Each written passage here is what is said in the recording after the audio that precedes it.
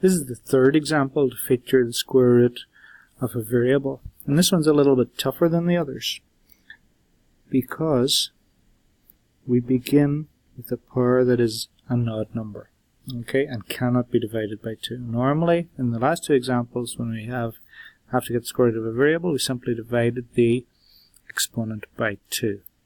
But here it's a little bit trickier. So what you do in this case is you separate out a single power of a.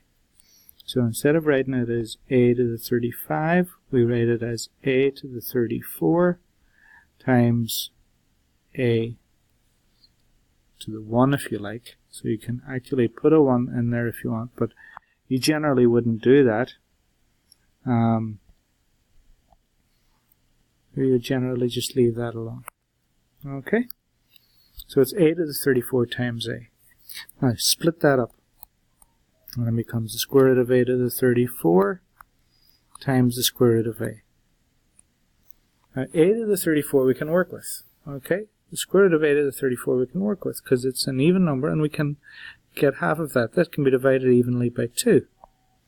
So if we divide that by 2, because we're getting the square root, that is how you get the square root of a variable. You divide the power by 2.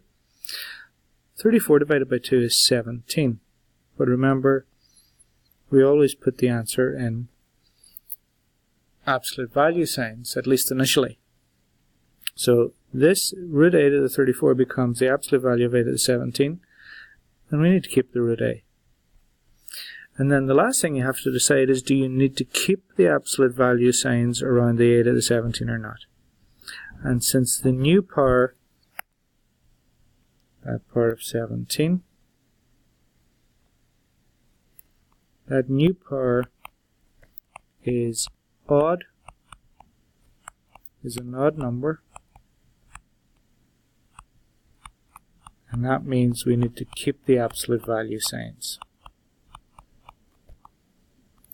Okay, so our final answer is going to be that the square root of a to the power of 35 is equal to the absolute value of a to the 17 times the square root of a.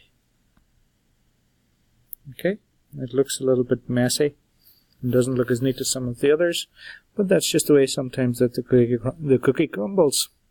Okay, thanks for watching.